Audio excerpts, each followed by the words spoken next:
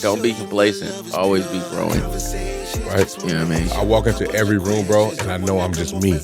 I don't give a fuck who is in the room. Right. It doesn't matter who's in the room. It don't. I'm gonna walk in. I'm gonna be me. Right. You're not gonna be able to change me, bro, because I'm in this space with you. Just know yourself. This is what it's about. Know yourself, be confident in yourself, and be adaptable to any situation. You got to be able to, learn how to change your stripes. like, no, you don't have to change those stripes. Keep your. Not change those stripes. But you know what I'm saying? As a lion every time I walk in. When I walk in as a lion, every time I walk in. Hey, G, it's my birthday. It's your birthday? Happy birthday to me. Happy birthday. Ha, it's not your birthday. Happy birthday. Happy birthday. Happy birthday. It's our birthday. Nope. It's not our birthday? Nope. Your birthday tomorrow. It's our birthday. Your birthday was yesterday and it's tomorrow. Okay, not today. Not today. Today your birthday? Today my birthday. Today your birthday. So, so we gonna say happy birthday to my brother, man. I'm happy you're here today. Hey, thank y'all for tuning in. You know what it is. It ain't nothing but a G thing. Wow. I am here with my brother on his birthday. This is my guy, Kenneth Lee Chocolate Adair. What's happening? I've never introduced him that way before, ever in life.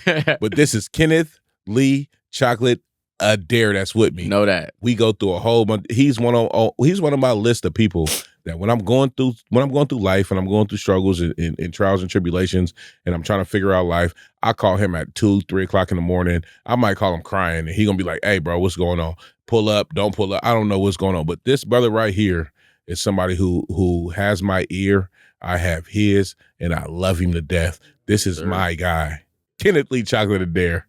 Kenneth Lee Chocolate Adair. Hey, it's so rare that I do these things where people really know my real name, and when they find out, they say, "Your real name is Chocolate," and I'll be like, "Yeah," yeah. But it's crazy, like how I got my name. I'm named after two of my uncles. I'm named after my uncle on my dad's side, my dad's brother, and my mom's brother. So Kenneth Adair is my uncle. Rest in peace. He was Big Kenny. Okay. And I have Kenneth Adair, and Lee Chocolate is my mom's brother. So they gave me both of them. And so I'm named after both of them. My Uncle Lee was blessed with a lot of kids. He was blessed with a lot of kids? A lot of kids. He like you. He got about 7. He was fucking. Like, I think it's about 7. He was fucking.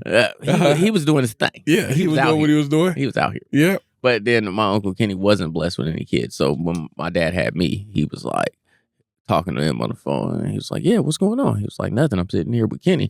He was like, "I know you called me. We on the phone together." He was like, "No, in my arms. Like, this is Kenny." Like he's like, I named him after you. So my uncle was proud of that. I was his namesake. So you know what I mean. And my uncle Lee. And I remember, rest in peace, Uncle Kenny, man. Yeah. We went to Actually, to a service. Yeah, that's deep. So, that is deep. You know what I mean? And it's continued to be a tradition in my family. Like my brother, he had a son. He named his son Kendall. He had the first son. Uh-huh. And then I had a son, and I named him Darnell. So, after your brother. Yeah, so it's Kenny and Duck, Kenny and Duck, Kenny and Duck. They go back and forth. All the way through for 3 generations. Kenny, y'all the 5 heartbeats, nigga. No. No. Do it like we did in the tunnel. Do it like you did in the tunnel. I'm tired of you taking my shit, Duck. Oh, shit. Shout out. Yeah. Hey, man. Hey. At the end of the day, I know you a lot of people, right? Right now, you're doing this as Kenneth Lee Chocolate Adair, but you also are AP. I've been AP. Okay. You also are Tink-A-Bell. Bitch. Know that. Okay. Yep. The whole thing. You got to say the whole thing. What is it? Tink-A-Bell. Bitch. Know that. Oh, God. And you walk through a whole bunch of life, bro. I do. As we doing it, oh, God. I do a lot of things. I'm a jack of all trades. My mama used to say, jack of all trades, master of none. But, I mean, I try to have fun and do as many things as I can. Have my hands in a whole bunch of pots. You know what I mean? What would you say brought you to the point where you're like, you know what? At the end of the day, I am who I am. The name that was given to me, the name that was bestowed upon me, makes me who I am. What do you think was a big turning point in your life? I took a lot of L's in the last few years. And so, like, with the loss of my son in March, with the loss of... Rest in peace to Ray. We was talking about, me and Jimmy was talking about him. My boy, I wear him. As you see, he here with me right now. This is him in the urn. On your finger? Yeah. But, like that.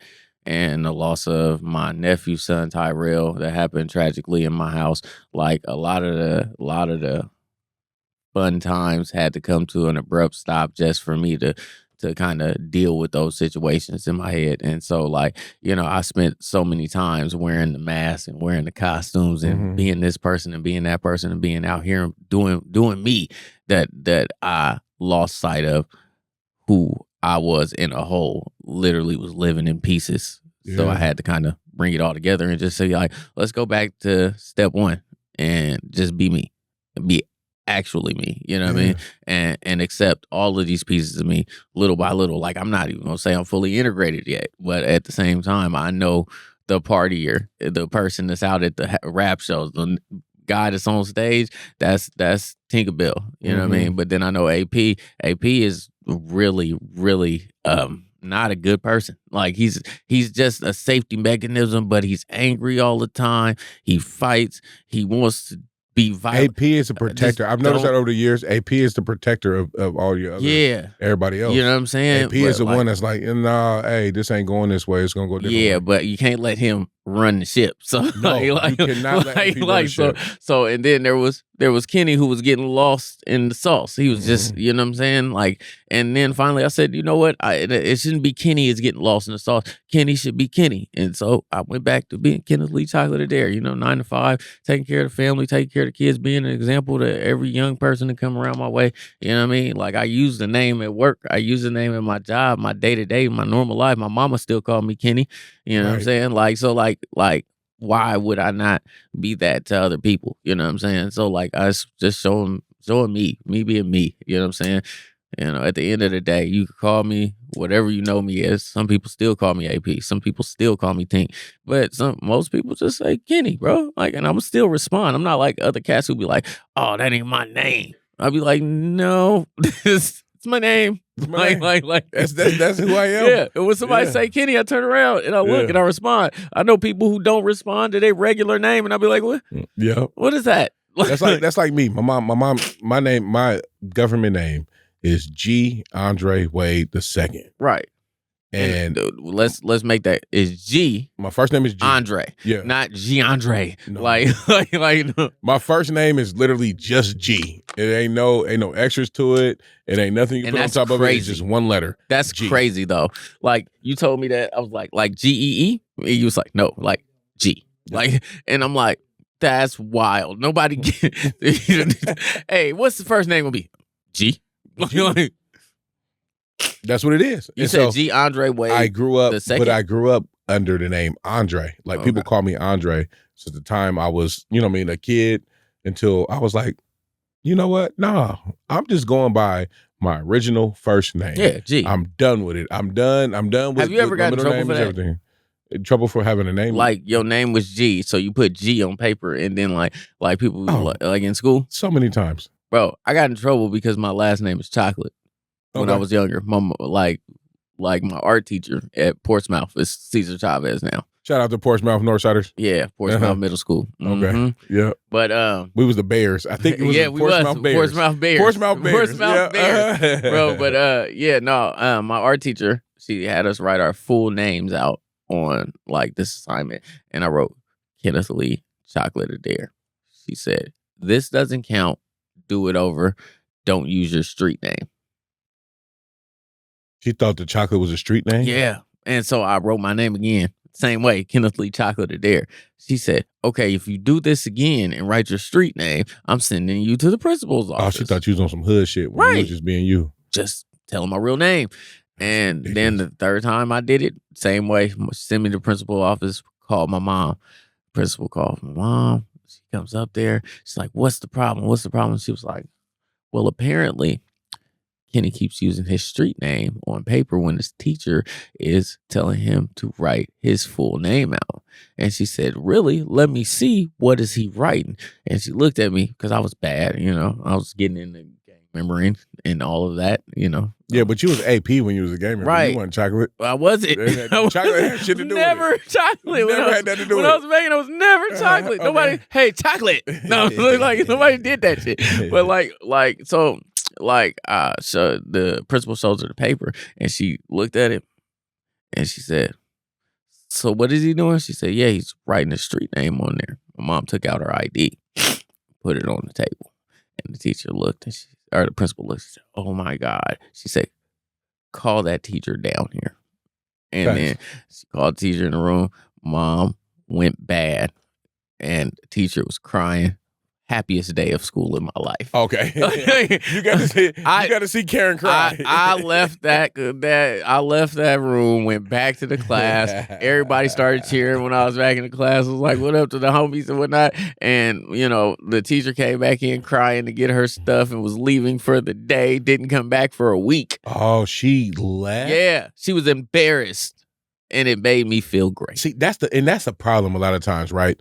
Because it's a white lady. I know it's a white lady. Yeah, you can tell it's a white lady. Of course. She's teaching you art and whatever. And then she just assumes that she knows something that she doesn't. Right. And so instead of just saying, hey, oh, my bad, I was assuming that I made an assumption. I was in Dangerous Minds at this time, and I was Michelle Pfeiffer, and I came in here and I was trying to teach these kids not to be hood, and I thought I knew something I didn't. And she came back in crying. And came in crying and left for a week. Because she thought she knew something she didn't. Thought she knew something she didn't. Because she wanted to be right so bad. She wanted me to be a hoodlum so bad, which I was.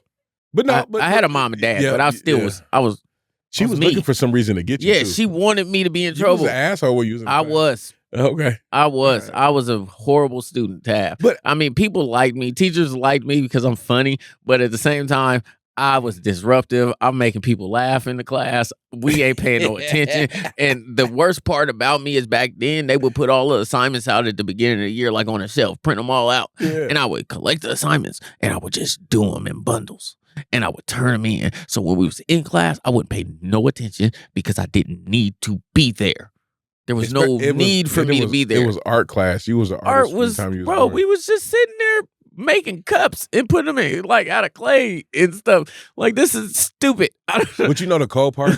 This is why it's fucked up. It's because she wanted to defend her position so bad that she was the one in the right, that it made her feel so bad and she had to leave. Yeah. And you, being a middle schooler, nigga, this is sixth, I don't know, 6th, 7th, or 8th grade, whatever grade it was, but it's middle school. Right. It was. You came back into the class with no ill will or no malice towards this teacher, and she had it. Did you have an issue after that? When she finally came back, what she do? Was she asshole? She didn't like me. She didn't like me to begin with, but she really didn't like me when I was like, yeah, bitch, I'm right. It's like all the time. Like, you can't say nothing to me because guess what?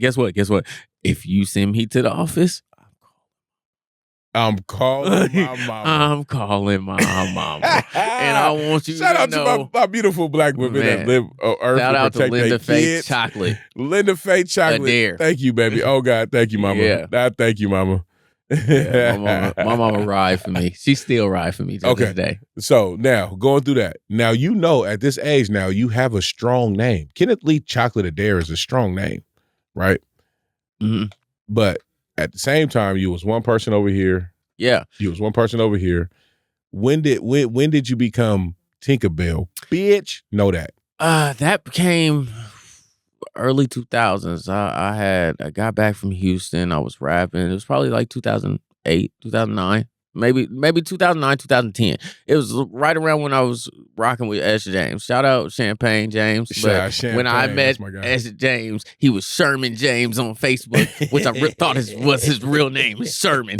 And he was like, nah, it's Sherm, man. I was like, I don't get it. But then he was like, he one of the people you don't understand. Bro, then he was paying a bill one day and he said, my name is James Blank. And I was like, oh, so Sherman's not your real name. Mm-mm.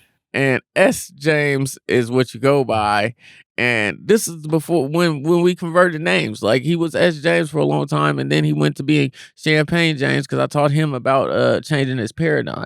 Okay. Like he was already a big name. He was already a big act. It still is. Yeah, it still is. He's still doing a lot of good work. You know what I'm saying? Hold on, real quick. Champagne, we got to get you on the podcast. One of these days, I'm going to get your ass up here. Hey. I know you don't like talking much, nigga, but I got to get you up here to talk to me. He could have came today if I would have called him. I don't be calling my brother, and I call my brother all the time. So I'm going to meet him at the office. Yeah, you know. Yeah. but like, you know, he was like, I was rapping, I was doing my thing, I was still AP, and a lot of my music came out really aggressive, really about what I was doing at the time. Everything was true to life. But if you did not know me by looking at me, you could not.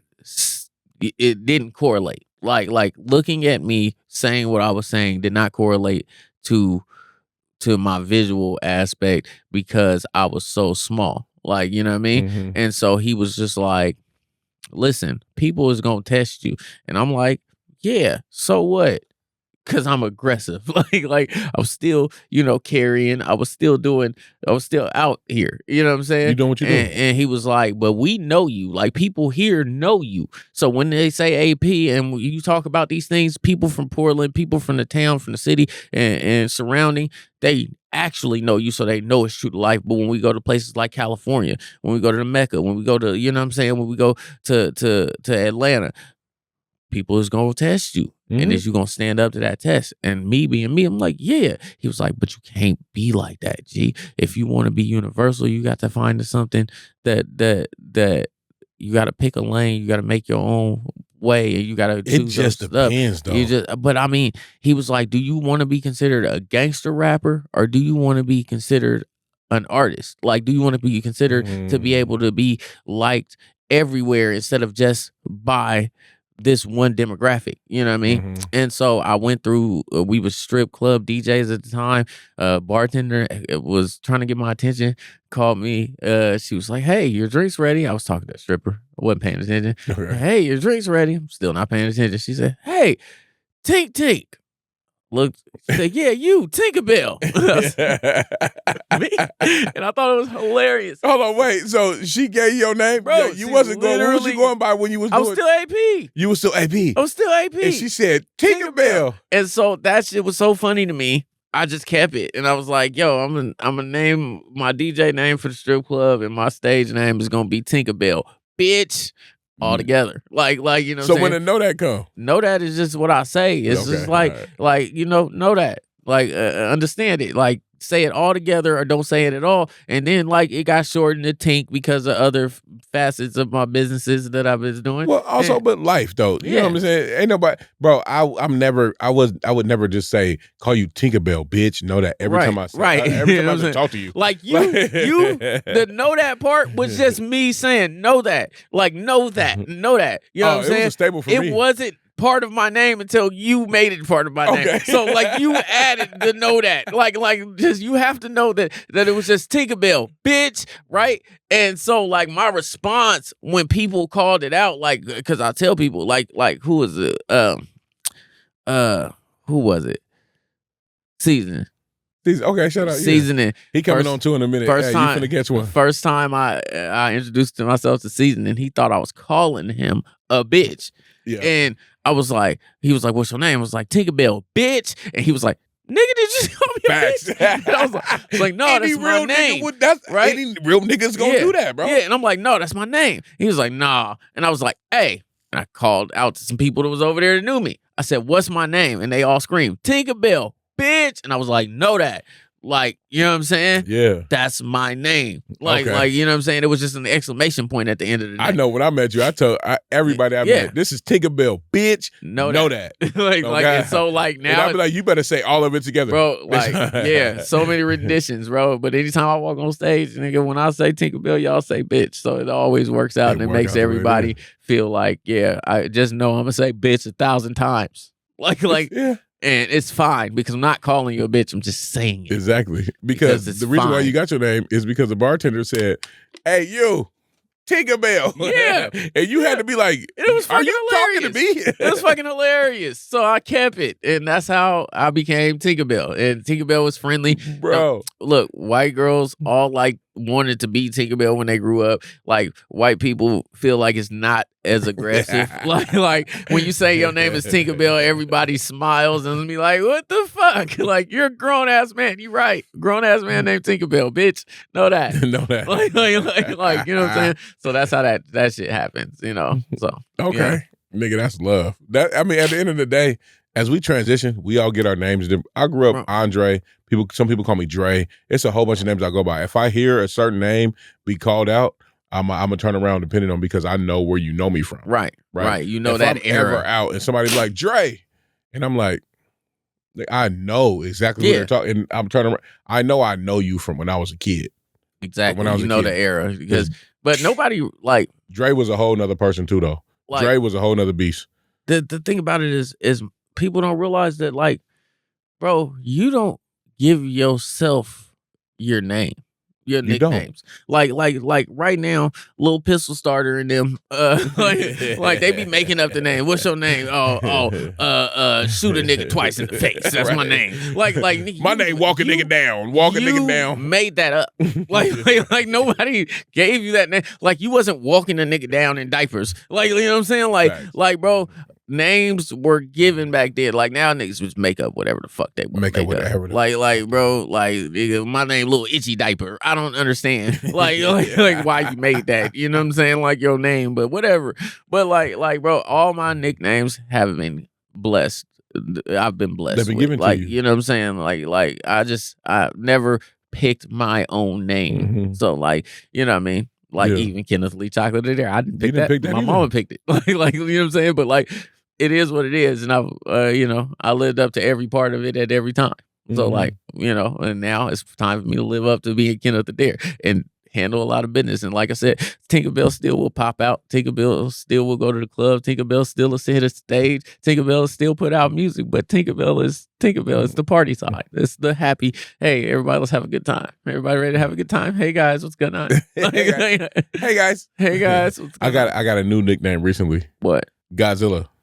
I can see it. Yep. Yeah. You want to know something crazy? Okay, hold on. I'm gonna show you. You gonna show me? Hold on, you about to leave? Hold on, wait, don't leave yet. I'm not leaving. Okay. Right now. Show me what we talking about. This is why that's hilarious. It don't. Okay. A little bit of jerky. He got mad at me one time because you got multiple jerkies, nigga. You pulling jerky out of every pocket. I got a box in the car. Okay. I'm gonna get one in a minute when we leave. What'd you say your name was? Godzilla. That's your new nickname. Right? That's my new nickname. Godzilla. Now this is a rock group, and I was working for.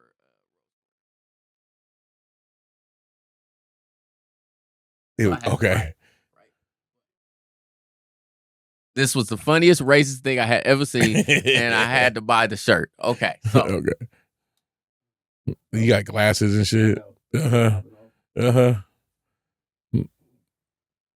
Look, it's Gajira.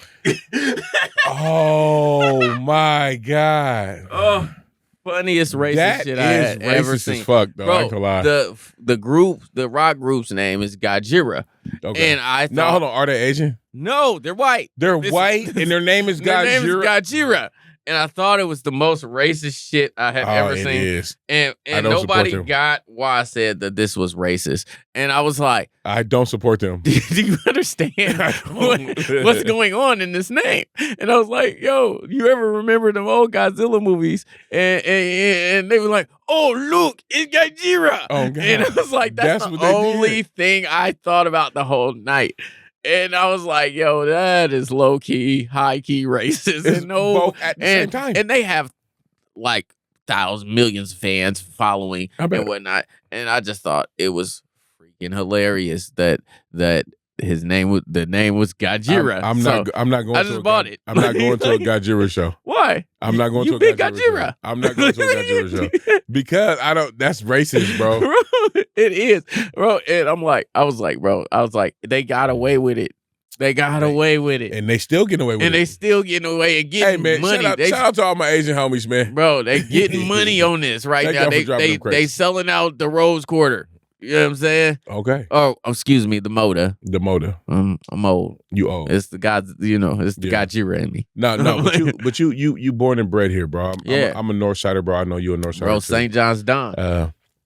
Move how we move around. So now, but knowing that you travel from place to place, city to city, and we do what we do, bro. We outside. I'm a comedian. Yeah. You a rapper. You also a comedian too, I did comedy. Even though, I did toe the water. I'm not going to say I'm a comedian.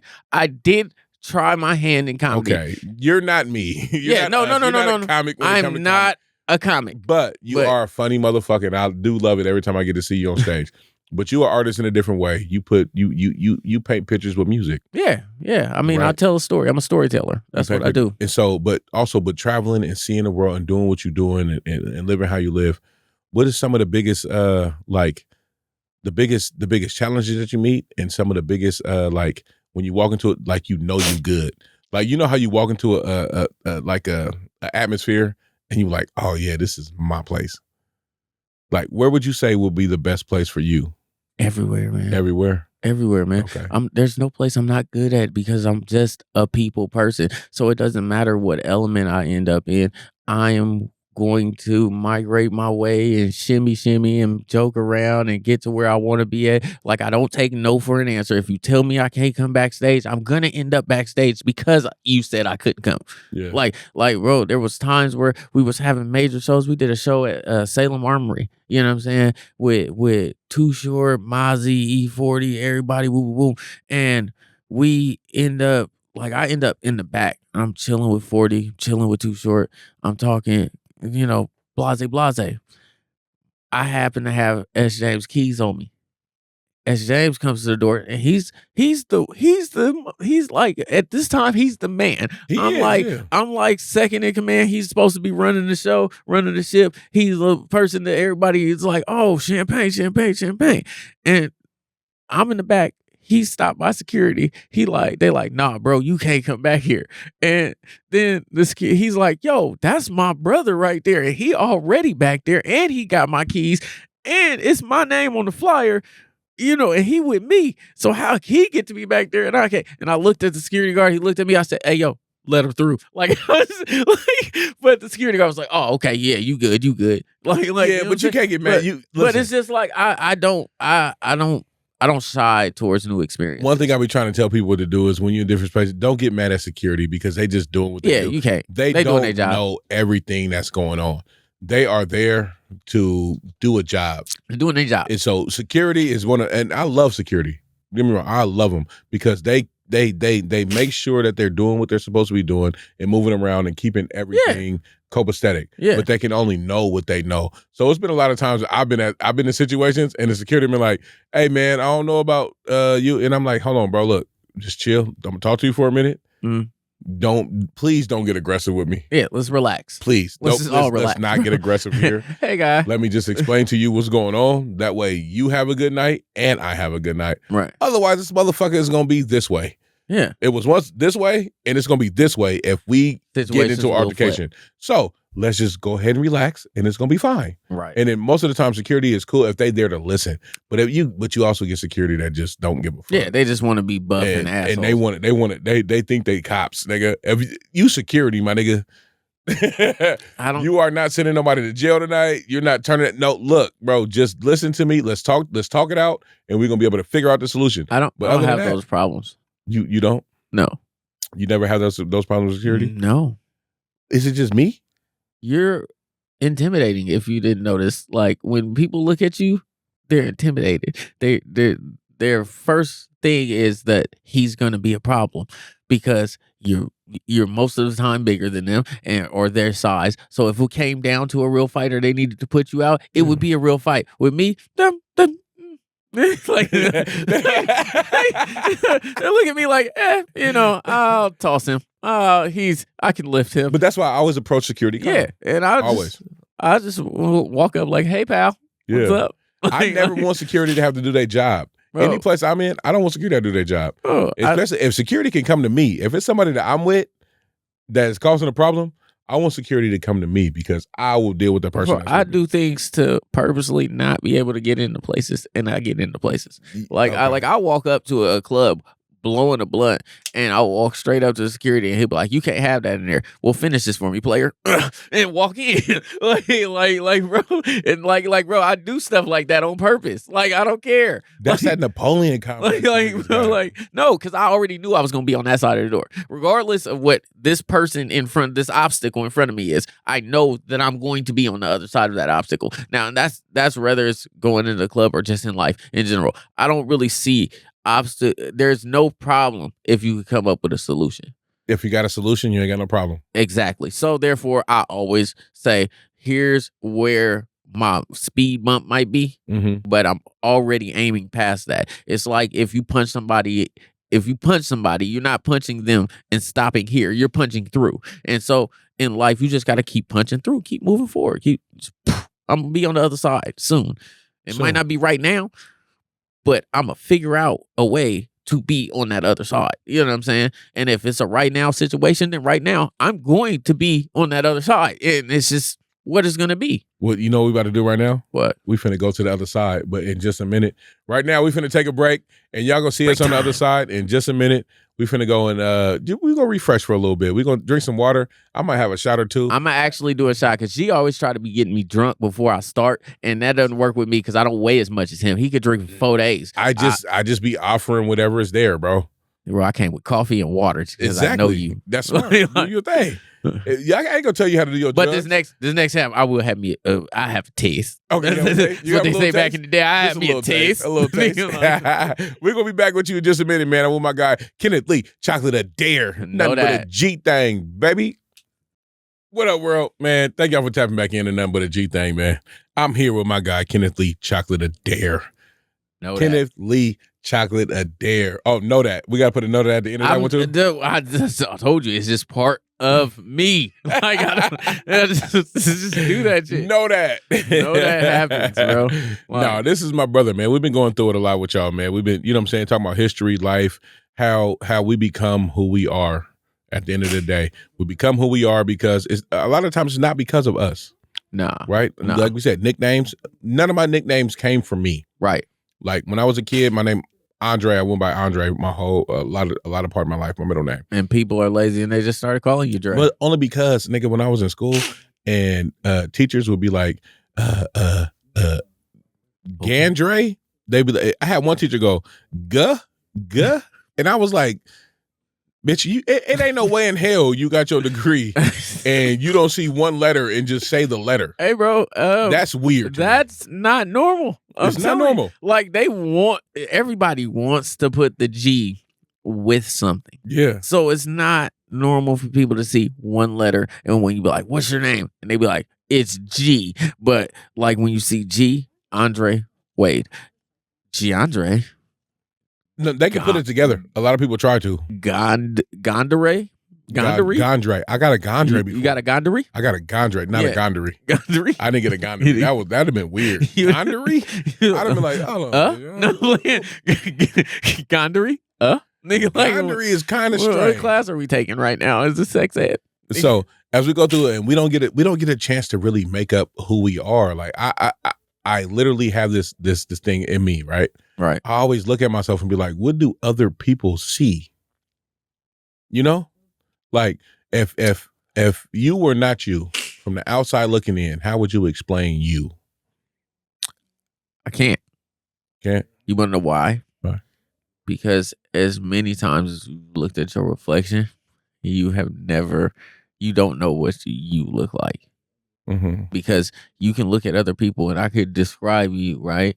I could give you a description of me, but my eyes are my eyes and not your eyes. So what I see is not what you see. So your description of me could sound like my description, but it's not the same thing. You know what I'm saying? So like people, I look at it like you just never know what you look like because you never really looked at yourself not being yourself. Mm-hmm. You know what I'm saying? So like, yeah, I can't tell you what I look like. You never looked at you not being you. Bro, I'm in front of a mirror and I still can tell you, I can give you this description of what I look like, but it's like when you see a person who has passed in another person, like you pass the ride down the street, you like, I swear to God, I know that's that person because your eyes saw that person, but that's not that person because that person ain't even here no more. You know what I'm saying? Mm-hmm. Like, but it's what you see. So you'll never know what you actually look like to yourself.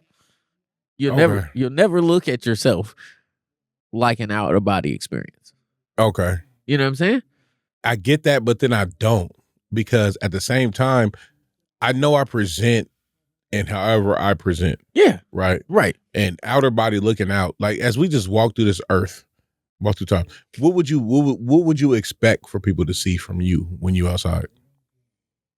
I would expect for people to see an approachable person that doesn't want any problems. You're not approachable all the time, though. I think I'm pretty approachable most of all the time. 98%. When I met you, you told me your name was Tink-A-Bell, bitch. Know that. Okay.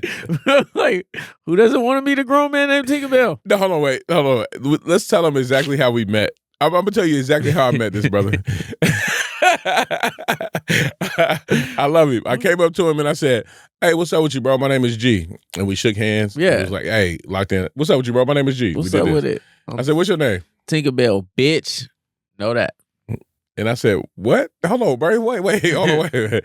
Your name is Tink-A-Bell? Are you calling me a bitch? Tink-A-Bell, bitch?" No, my name is Tink-A-Bell, bitch. Know that. All together. He said, "All you gotta say it all one." And I said, "Okay, Tink-A-Bell, bitch. Know that." Yeah, I said, "Okay, what is your real fucking name, nigga? I know your parents ain't named you Tink-A-Bell." And then What's I your real said, name? my name is Kenneth Adair. Kenneth Adair. And then what I say next? He said, you know a nigga named Donnell Adair? And I said, yeah, that's my brother. That's my older brother. We 14 months apart. And I looked at him, I said, "That nigga took my bitch." I was so mad. I wasn't mad, but at the same time, you know how you beat it? And you be like, "Oh, I know that name." I just laughed at it because it was so random. And like, Portland is small. And you remember that shit? Everybody is connected somehow, some way, 10 degrees, what is it, 10 degrees of separation? 10 degrees of separation. Whatever. But like, for you to be like, Donnell Adair, like, because me and my brother, like I said, we got both parents, we grew up, together, and we literally are polar opposites. I love my brother to death. It's my big bro. But like, we are so opposite that we don't connect on a lot of levels of people that we meet. And then when people meet him and they say, "Hey, I think I know your brother. Is your brother's name Kenny, aka Tink-A-Bell? You got a brother named Tink?" He'd be like, "You're no good." Right. I know who you are. I know who my brother is. And if you know him, then I know you be up to some shit. You got some shit going on. Hey, shout out to Donnell, bro. Because hey, if I was him, I would have did it too. Speaking of, he didn't know me from a can of paint. I don't know exactly what the program is, but the program he works for right now, he's a counselor, and they program focuses on African American mental health and whatnot. And crazy enough, I went through the traumas that I went through with losing my son and stuff like that. And my doctor referred me to this person who helped me find a counselor.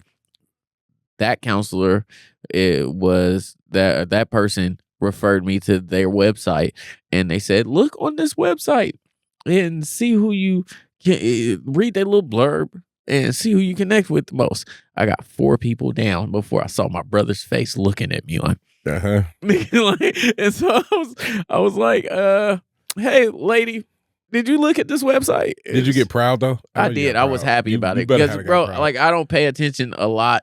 I just know what my brother is into and what his profession is, but I don't pay attention a lot to when he changes jobs. He was working for Park Rose District School and stuff, whatever.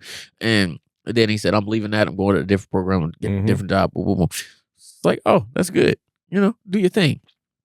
I didn't realize it was that deep. And after my struggle and my situation and my traumas, he kind of reached out and was just like, "Bro, if you ever need to talk, just come holler at me. Come sit down. Let's talk.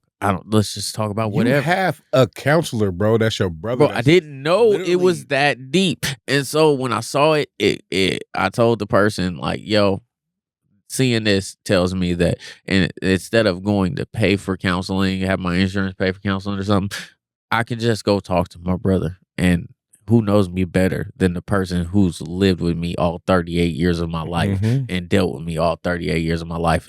I can't tell no lies to him. He's been there thick and thin. You know what I'm saying? Bro, we've been 14 months apart means 14 months apart. He stole my baby bottles. Like, and you can tell when you see us standing next to each other because my brother is like G size. So like, bro, but crazy enough, I just was like, he was hungrier. I wouldn't say that. He was hungrier, bro. I'm fat. He was hungry.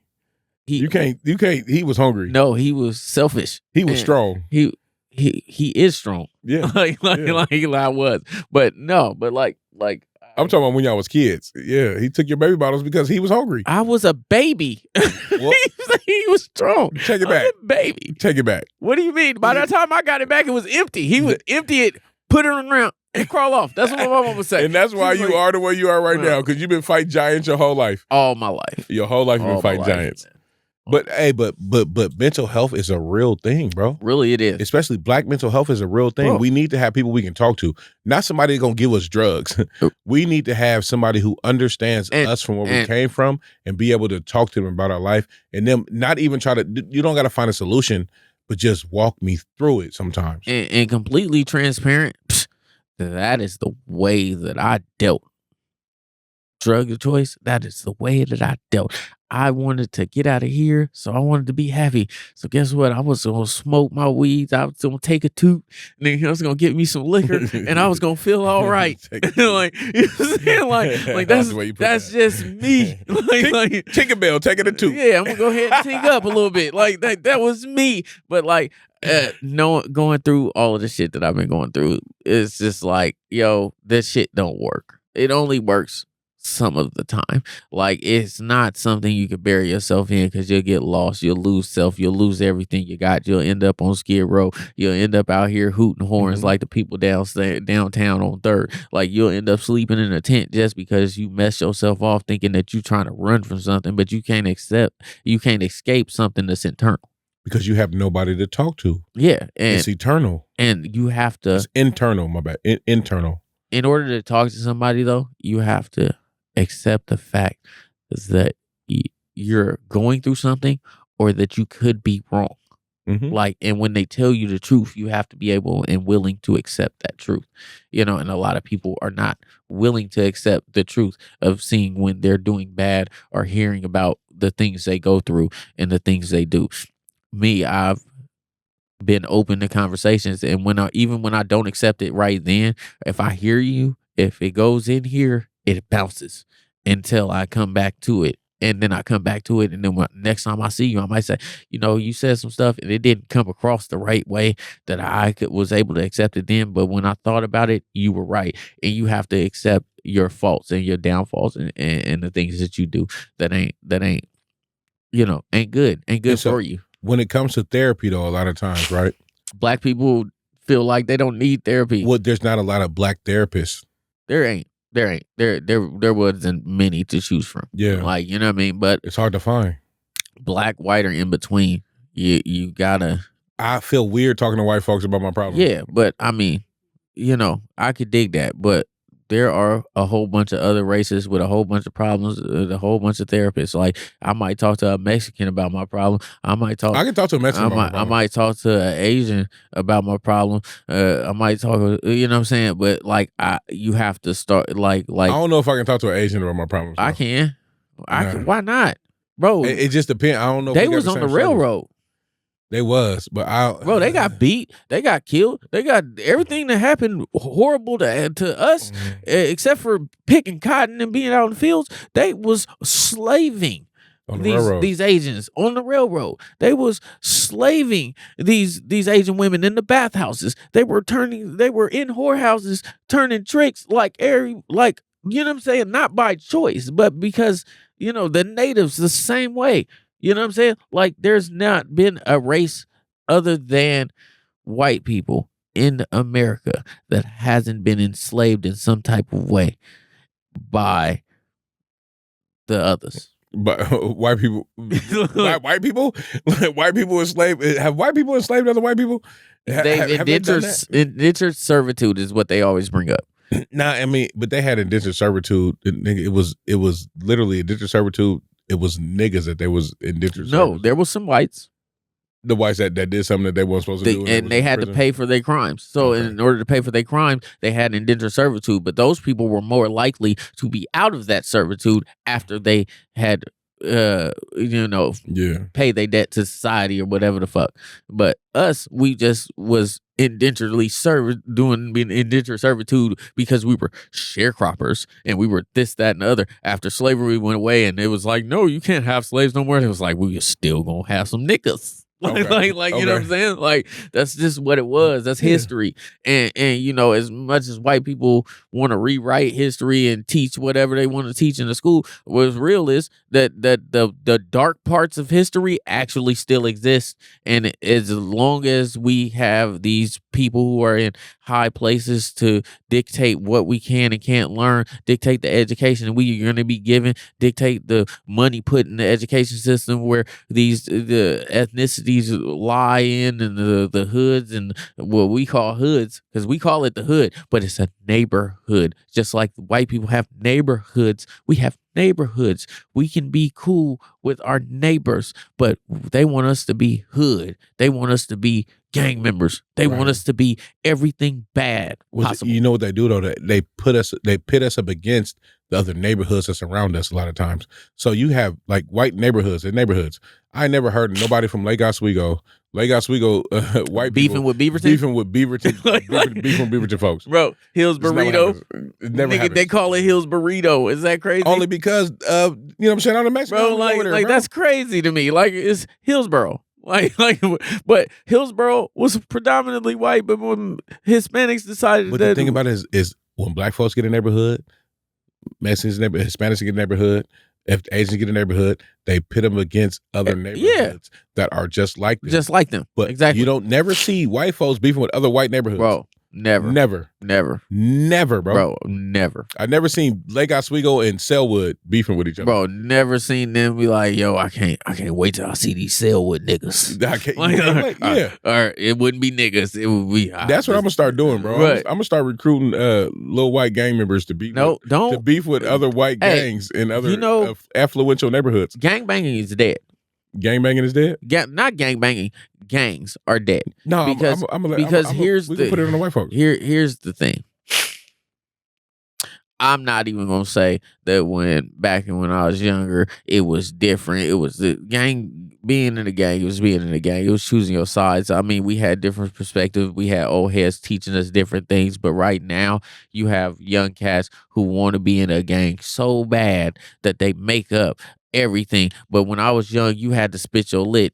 If you say that to a young person right now, spit your lit. They can't trace that back. They can't tell, this person put me on. That person is 5 years younger than you. How did they put you on? Mm-hmm. And if you didn't go through the things and the trials that it took to be a part of this gang in history, like back when we was younger and whatnot, then you could not be a part of that gang. You could not claim that gang. But now, anywhere you go, because they watch the rap videos and they see this movie or that movie and this, that, and the third, they think that I'm this. And because they homeboys is the same way and everybody's a follower, they go, oh, well, we're this too. And then, now you got a denomination of a gang that really ain't ever been a part of the gang. And then all it's gonna lead to is that you're stupid and you want to be stupid the rest of your life and you want to kill other people that look like you. I gotta argue with you on that. Only because of this. What? I don't think being a tribal person is a bad thing, because that's what we have been forever. Okay. We're tribal people. Everywhere I go, I try to find other people that's like me, and I want all of us to be a community, right? So what happens? Say that one more time. Say that again. Other than being when I go other places, I want other people to look like me to be part of my community. Yeah. Okay. And so, but then when you do that, though, you get this thing called gangbanging. Who's labeling it that? Gangs. White folks label it that. Okay. We don't label it that. White folks do. Being a part and then they pit us against each other. And so one thing is this. So now I'm in this community, right? And say my community is only on these certain blocks, right? But I have a whole community behind me. Say it's 130 of us, bro, who are in this whole organization together on this block, and say just a block and not even a mile down the road, right? It's a whole nother community that have their own thing. What they do instead of us coming together and saying, "Hey, man, I know I'm here and I got my 130. You over here, you got your 120, 130, 140, whatever it is. Let's come together and figure out how we can do it and expand."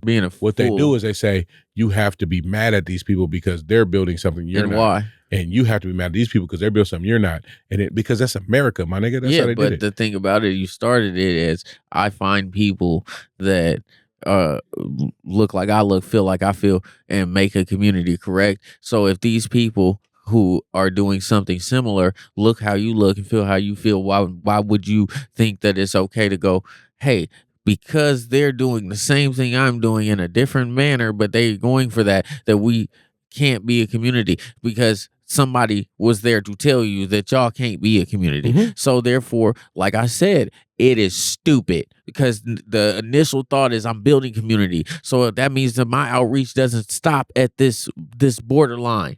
Facts. That means that when I see that other person over there that doesn't necessarily agree with it, we can agree to disagree, my brother, but we don't have to kill each other over it. No, we You know what I need to mean? come together. At the end of the day, Exactly. bring yours to mine and let's make this now. If I got 130 and you got say you only got 70, I don't care. Let's make it 200 now. 200. Right? So now we got 200 people and then we got this whole stretch of land growing. that we can work on and keep growing and then we can keep building. So And now we're it's somebody else over here that might be 2 miles down the road. Yeah. Let's go find them and bring them in too.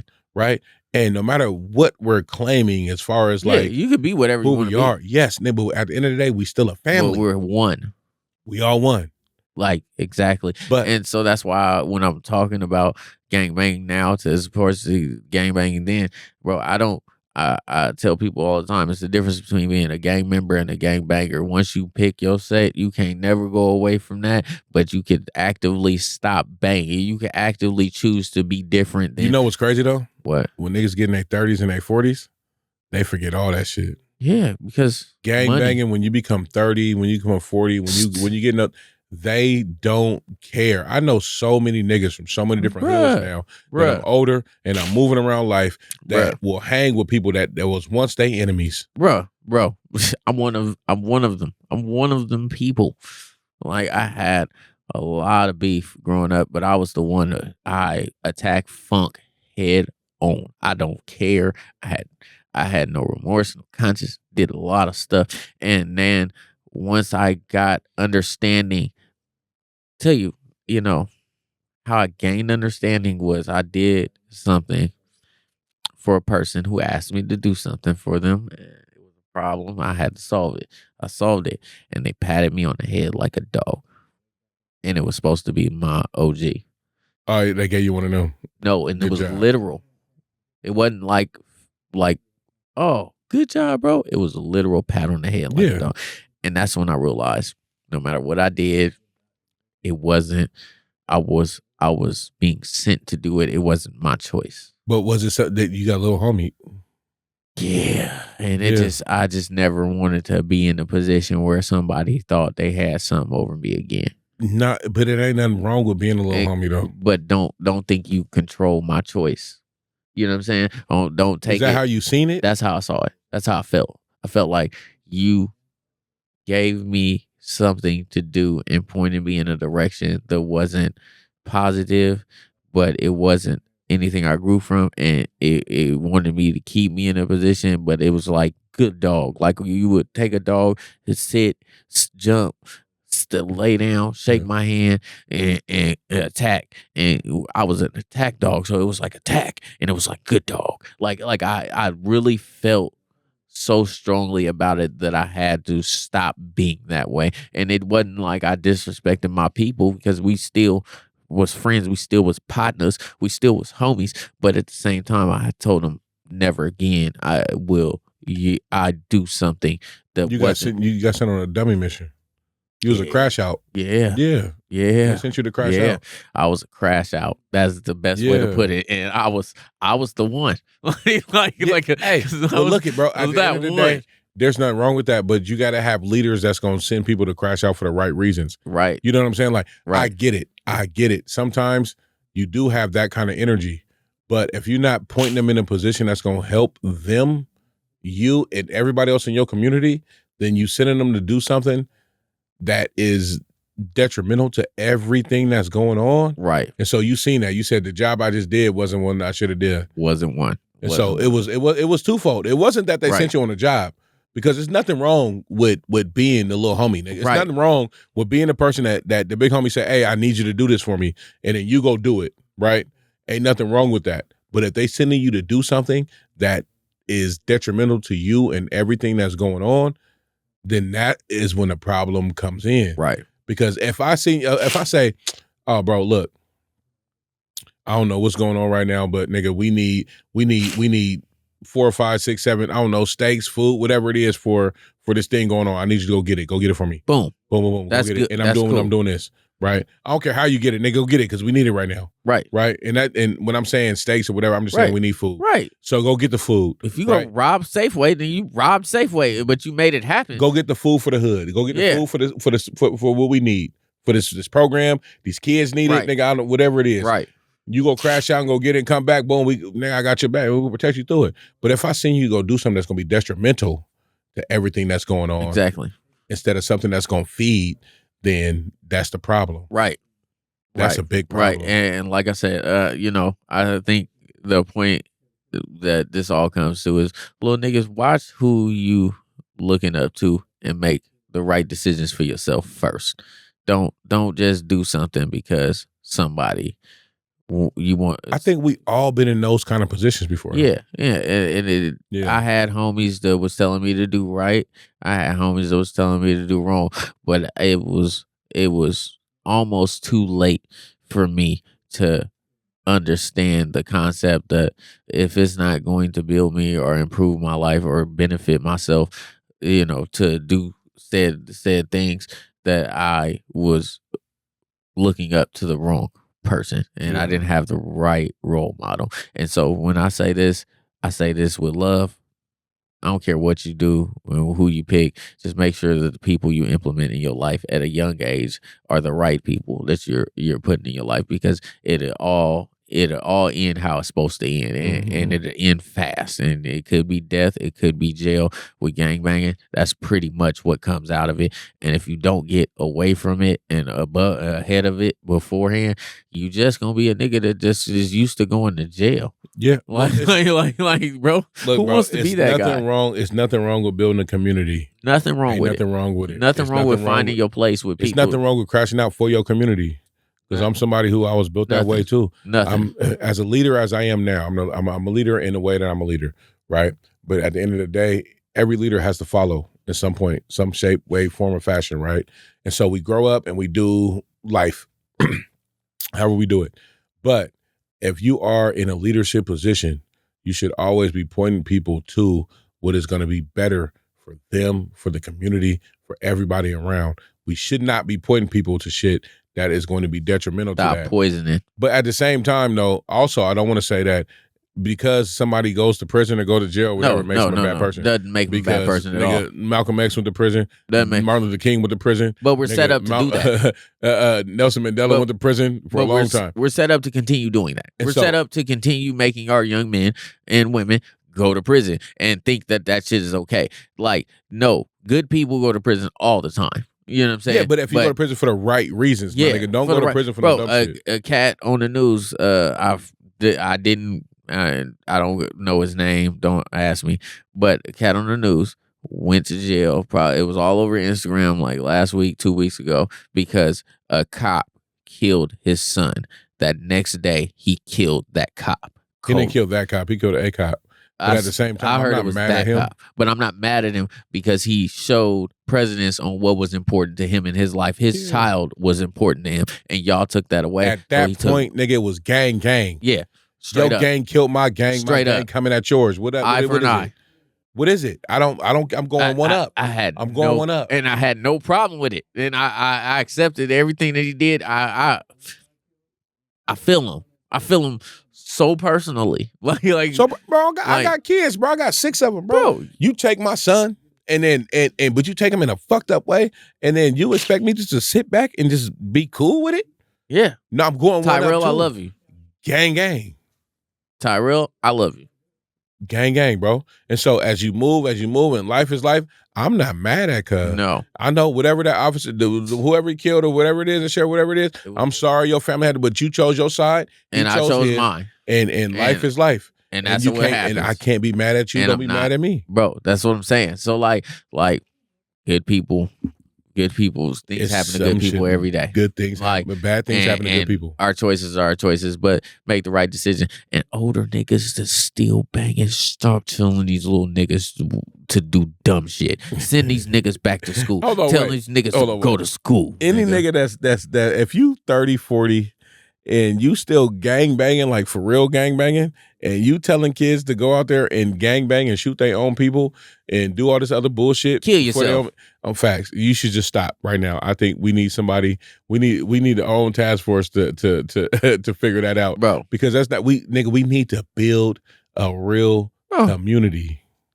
Bro, I met a young cat last week in front of my job, and he was outside. He was on a bad one, but he was just kicking it with the wrong people. And I had to tell him because he started asking me questions. And so I, usually I smoke my cigarette, stay to myself. But he got to introducing himself to me. He asked me, did I know a certain person and who grew up in the same place I grew up? I knew him. You know what I mean? And in fact, I'll say his name. He asked me, did I know a gentleman by the name who goes by the name of Vega? Okay. Knew Vega from around the way. You know what I'm saying? Vega's a solid dude. Like, but he goes, that's my dad. Okay. And so then I'm like, okay. So that's your dad. That means such and such is your mom. That means you got people that give a fuck about you. And like I said, Vega's a solid dude. And so as we get to talking, he's like, you need a college education to do what you do up in this job? I'm like, no. And he's like, oh, well, I was thinking about going back to college, going back to school. I said, that's good shit. I said, but let me tell you this, son. You out here with these niggas who ain't got you up to nothing but smoking fentanyl and doing dumb shit. That's another thing. And you keep looking towards these niggas for guidance when you should be looking towards these people who love you, because these niggas don't give a fuck. And I said it in front of the niggas, and I looked at these niggas like I dare y'all to do something. Thanks. And the problem is a lot of motherfuckers just let kids like that drift in the wind. Not me. I check with them. I check back. I'm out here. So like, I'm not scared of these niggas because I've been around these niggas. You talking to you. Yeah. In front of these niggas who ain't got no good intentions. And I'm telling these niggas like some old heads told me, hey, niggas, stay your ass out the hood. Get your ass to school. Right. Hey, bro, you don't need to be doing that. Now, you going to make your choice. And eventually niggas is gonna stop wasting their breath. But if I got breath in my body, I'm not gonna tell you to continue doing dumb shit. Yeah. You know what I'm saying? And I just feel like we need more niggas like that. We do. We have to be outside. And shout out to Black Men in Training, man, BMIT, man. If y'all ain't heard of them out here in Portland, shout out to BMIT. That's my thing. Okay, Black Men in Training. It's a whole thing. They really be outside, man, with the youth and really trying to teach these other black men how to build community without it ain't gang, nigga. Who's behind that?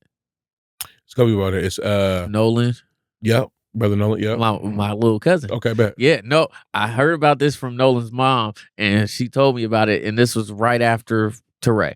Like, and I heard about this, and I'm like, is that Nolan's company? Like you know what I'm saying? What I'm saying is they really out here doing it. And doing it's a lot of people out here. You got Going Home Too that's coming out here. You got Naughty, bro. Naughty was in prison for 20 years, bro.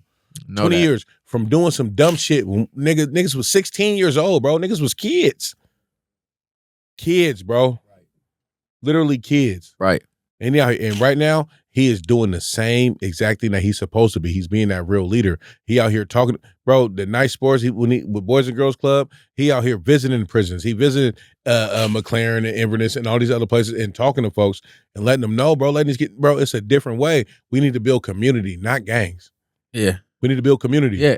Because if we build community, it's a whole different situation. And it's a lot of different examples. We can use that even from our upbringing. Like, bro, SCI wouldn't be SCI without Hobson. The Hobson, you know what I'm saying? Yeah, and like, you know what I'm saying? Like, you think he just woke up one day and was just like this all his life? No. We know the past life, but the past decided what the present was going to be. And at one point or another, he said that I needed to provide this so that more of our community could grow and get away from what I'm already associated or was associated with in the past. And those men, those people, y'all probably never heard of the Gattenbine gang. Have you ever heard of the Gattenbine gang? Gattenbine gang? Yeah.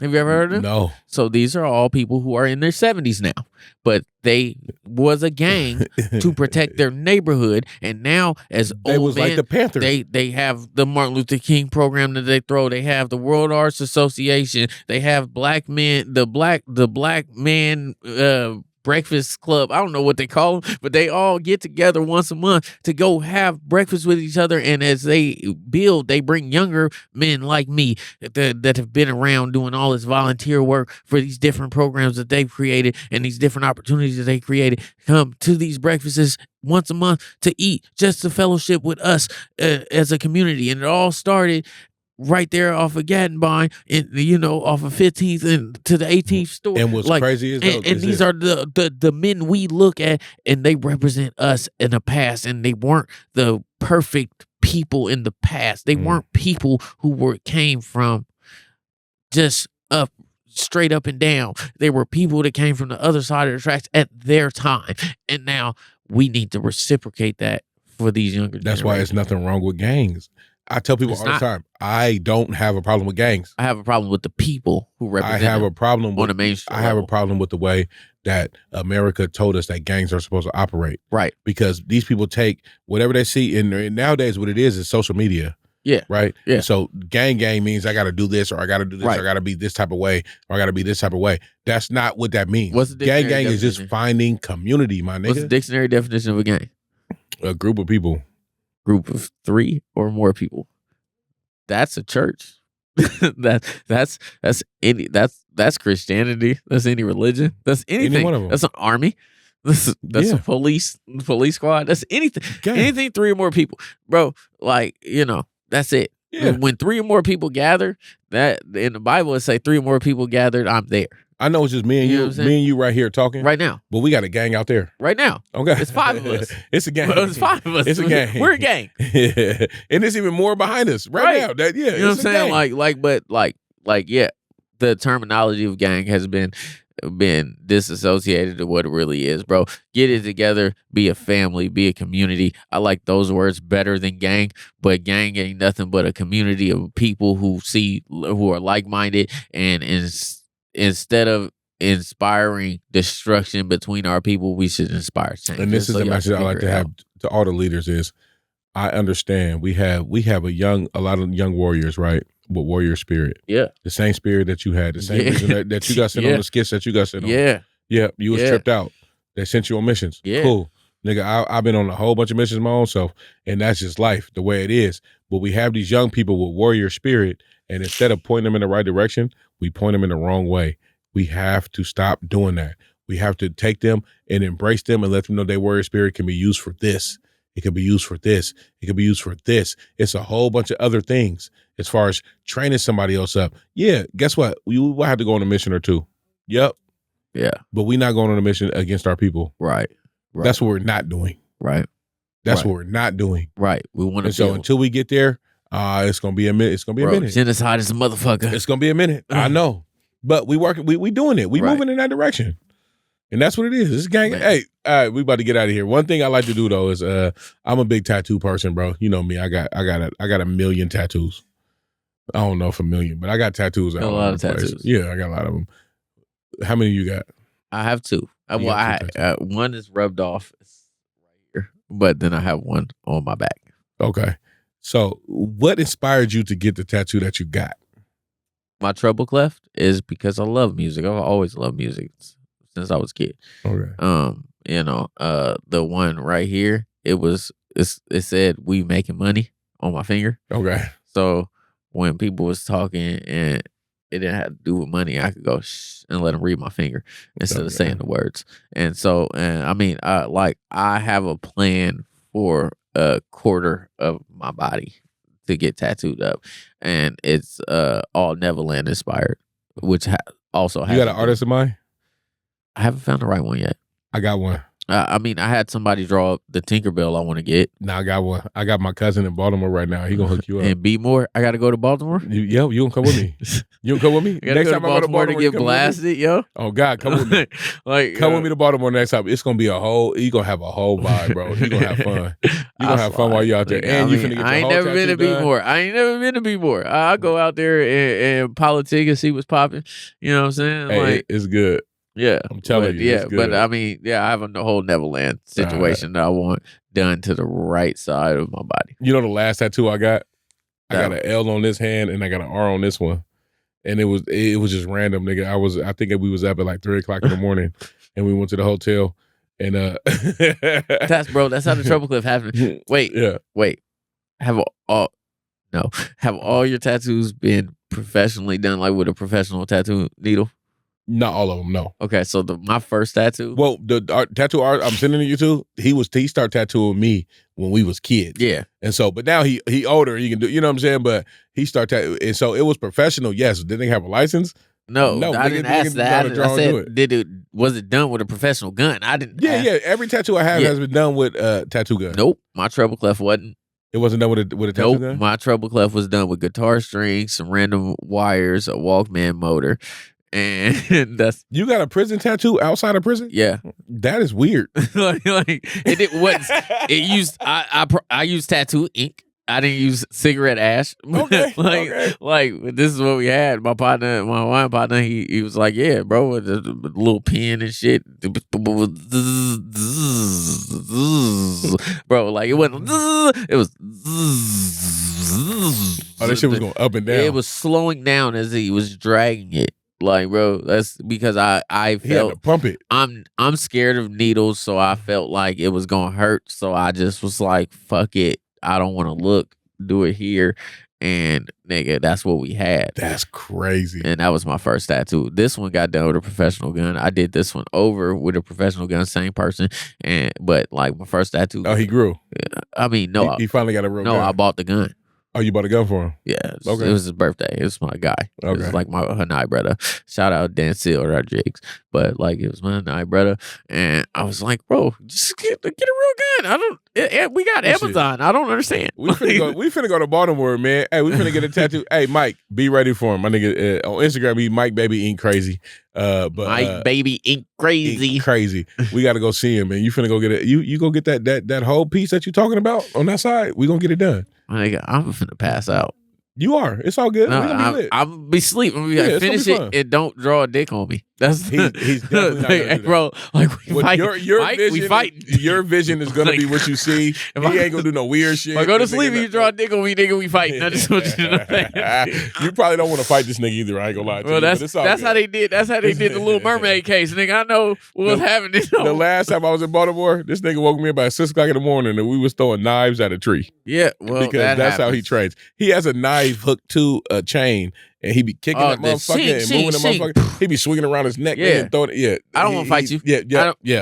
But he's also not gonna do anything that's not supposed to be done. But don't do that. He's not gonna draw a dick on you. He ain't even that type of. You know what I'm saying? Hey, man, I appreciate you having me on the podcast for a second podcast. I'm done with you. I'm happy you did not try to get me canceled this time. Well, I mean, it was the last time you was on the podcast. That was Tink. That wasn't me. The last time you was on, you said my objective is to get you canceled. That was Tink. That wasn't me, bro. And he does things like that from time to time. And I still posted it, bro. The podcast is still up. You have a whole joke about that guy. It's irritating. 9 pounds of donkey dick. 9 pounds. 9 pounds. No, what up, white girl? You little nope. I ain't even finna go into his verse. We about to get out of here, man. Shout out to my guy Tink, man. Hey, I love you. I mean, shout out my guy Kenneth Lee Chocolate Adair. Shout out to my guy Kenneth Lee Chocolate Adair. Thank y'all for having us. World, I love y'all. Nothing but a G thing. Keep watching. There's more to come.